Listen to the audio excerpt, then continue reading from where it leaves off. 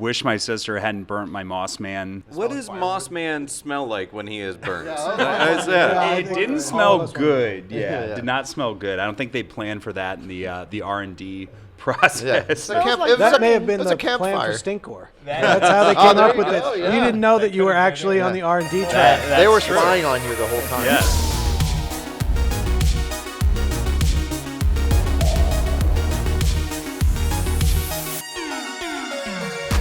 Hey, Den of Geek fans, Aaron Sagers here, and it is the first day of San Diego Comic-Con 2024, and here in the Den of Geek studios, we are surrounded by the all-star team of nerdy collectors, and that's what we're going to talk about. We got folks from Mondo, Bioworld, Super7, all of these guys in here together. So let's dive right in. First off, I kind of want to get a sense of when you were all little baby nerds, you know, just maybe before we had the long facial hair and whatnot.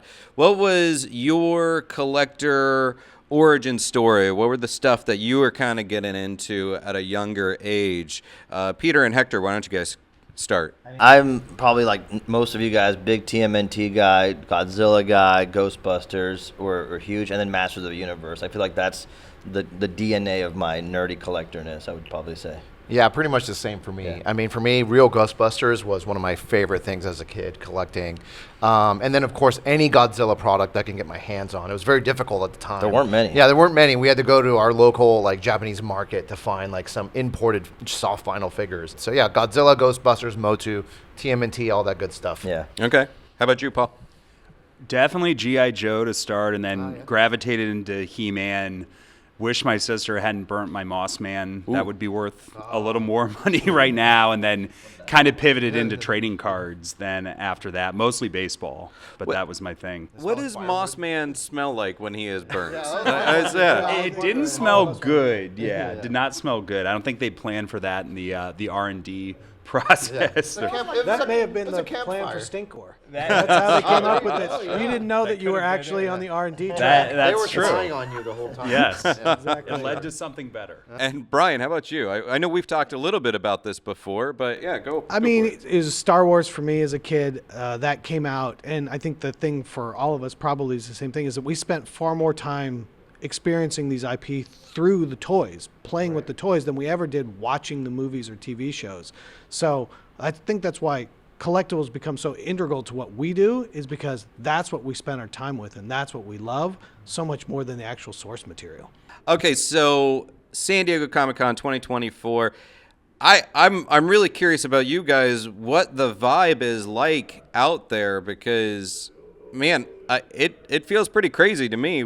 How's it feeling out there? Paul, Hector, how about you guys? What do you think? I mean, I think it's out of control, honestly, right now. Last night was any indication of what the rest of the week's going to be like. I think we're back in a big way. You know, last year was an unusual year without Hall H being what it normally is. So there's a lot of foot traffic, but the energy is what I remember it being, and it's super exciting to see everybody thrilled. So I don't know about you, Hector. I'm feeling that we're back. Yeah. Yesterday was a great start, right? And we're just thrilled to be back here, like we are every year, and it's always exciting. We call it internally, it's like our Super Bowl, for the year for Mondo. Like, this is where we show all our upcoming stuff that are going to be coming out the next couple months, maybe year, and we bring a lot of cool exclusives. So that's Peter and Hector's take on it.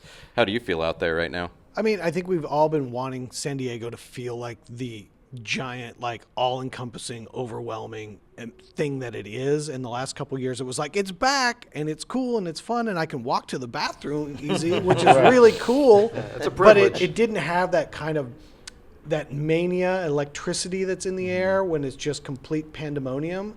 And there's not a single person here that's upset to be here. Everyone's excited. So when you have 125,000 people excited, that's what this year feels like. Yeah. It's like, okay, this is what San Diego's all about. Right.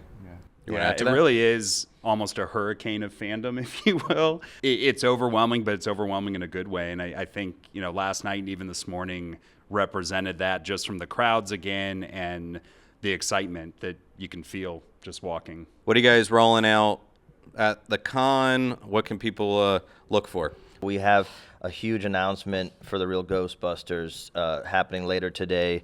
When does this air? After today? It'll be after today. We are not live right now. Okay. So feel free to spill all of your dirty There you go. secrets. I was So by like, now, you'll have seen that we are getting into the 1/12 scale game with the real Ghostbusters. It's cartoon accurate. I mean, we have an incredible team. Alex Brewer, sculptor, designer, who basically willed these things into existence.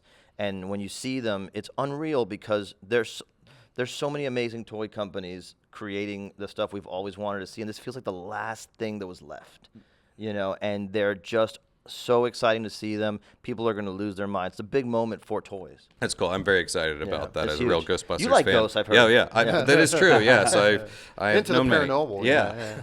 All right, so that's very cool. And then what else? I know there's. Tell me if I'm hearing the rumors right. There's something. Scareglow has a new buddy. We're big Masters of the Universe fans. So we had the privilege and the honor to team up with Mattel, which we've been releasing a ton of Motu Masters of the Universe 1/6 scale figures for the last, I don't know, like almost a decade at this point. And they allowed us to create a brand new character that is now in canon for Masters of the Universe called Scare Mare. And it's Scareglow's steed. It's out now, and we're debuting it here in person at our booth. It's unreal. It's huge. It's got a 5-foot wingspan. I saw a picture of it, and it looks huge in the picture. The wings are almost as long as his couch. It's tall. His wingspan is taller than I am. Oh, there you go. Yeah. That is a insane. good source of measurement. How about what's happening in the Bioworld Heroes and Villains universe this weekend at the con? Yeah, we're really excited. Our Heroes and Villains line that we're debuting here, two of the standout items, we have a crew neck that's exclusive to Comic-Con, and then we're also doing some house flags, almost a cross between what you would expect from Game of Thrones, and those have done really well and something that we haven't seen in the market yet. All right, and then Brian. We got a cornucopia of stuff going on this year. We've got everything that's happening at the booth, which is super exciting. Everything from Willy Wonka to Godzilla. And then we have our D&D 50 years pop-up, which started last night. And we've got the Tiamat from the animated series there, along with Vecna on pre-order, as well as dice and shirts and new figures. And that's been pretty crazy. And then Friday night at 7 p.m. is Mikey's Pizza, the Teenage Mutant Ninja Turtles pizzeria that we're making. So it's a fully functional pizzeria, and we've got custom Turtle Van pizza delivery vans, Michelangelo pizza figures. They're pretty crazy. You guys get to kind of talk to other people in the industry. You get to kind of check out what else is out there. What's something that someone else has unveiled at the con that you're like, I got to get my hot little hands on that? I already got something from Brian's booth. And I could not miss that Creature from the Black Lagoon on the tricycle. And then I'm like, oh, he did Creature from Black Lagoon in glow with silver and blue spray. Yeah, that's the best part of this job, by the way, is like we trade toys and stuff all the time. But that one to me was you can't miss it. It's amazing. Right. I've already played with it in my hotel room. It's just the best. So, I'm such a Creature fan that I need to get both of these things. It is my favorite Universal monster. Anything else that you guys are seeing out there that you need to pick up? No, that one's definitely on my list. Yeah, I need to bug you about that later. NECA has NECA always is crushing with the first Turtles. Yeah, the first Turtles. Yeah, I love how those turned out, and definitely something I'm hoping to pick up this weekend. Paul? I'm looking forward to getting some Star Wars cards from the Topps booth, hopefully. Right. I need to find a way to cut the line to get in front there, but somehow or other I'm going to make it happen.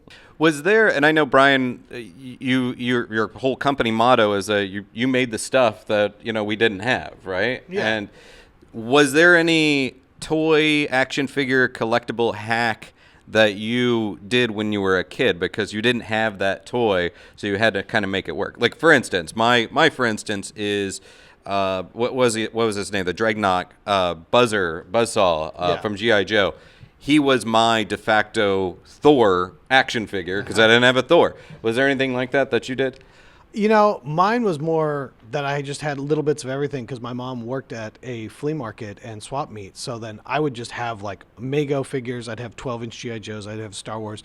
They all played in the same world. So to me, where a lot of people are like, I only collect this little niche and I can only collect this one line. I'm like, I want all of it. And a 12-inch G.I. Joe can totally fight Walrus Man. It's not a problem. It's a fact. So you were creating multiverses before it was cool. Yeah, I was not playing in scale. I drew pupils in my Ninja Turtles because I wanted them to look like the cartoon characters. So that was my hack. My dad would, if we couldn't find one of the toys we were looking for, he would actually sit down and draw them out on paper and cut them out for me. And be like, whoa, well, here's Silver Surfer. And I was like, yeah. He's like, here's Captain America. And he would draw them all out for me. And I would actually play with them next to whatever other figure it was. So, yeah, it would be like a cutout of whatever Captain America, Silver Surfer fighting, Leonardo or whatever. That's really cool. Yeah. Do you have any of those drawings still? No, I wish. Oh, man. No, I really wish, yeah. That's cool. Paul, how about you? Mondo. Yeah, right. Yeah, so ours was a little bit different. We were always practicing our autographs, for baseball, and so we just started signing a lot of the cards ourselves. Probably frowned upon. I hope none of those are still around, but that was what we tinkered with for sure. I love it. I love talking to you guys. I love nerding out about collectibles. Peter, Hector, Paul, Brian, thank you guys for joining me. First official day, San Diego Comic-Con. Go collect. Go get cool stuff. Go collect.